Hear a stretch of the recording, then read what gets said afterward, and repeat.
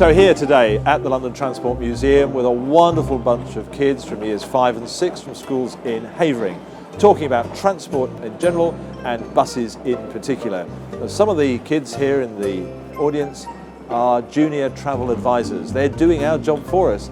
They're persuading their friends, their parents' friends, all the advantages of travelling on public transport and not using the car. So we've had a really good chat today. They had a whole series of questions for me, which I was really very happy to answer. Some of them are much more difficult than others, but what an enthusiastic and lovely bunch of kids who one day in the future are going to be the people that run London's transport.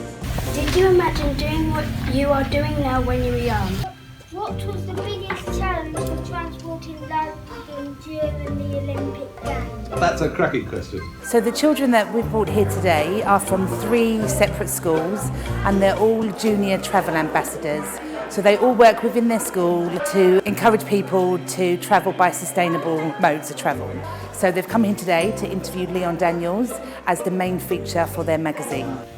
I get to learn about all the safety rules that we have to use for transport, and we get to meet interesting people that deal with transport, like you and the safety transport police. Yeah, it was really interesting because I found a lot of information about him and his job and what he does and all that.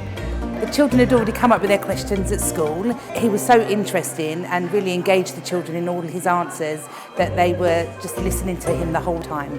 Well, I learned that there's like millions and billions of people going on trains and buses each year. They really wanted to know the answers.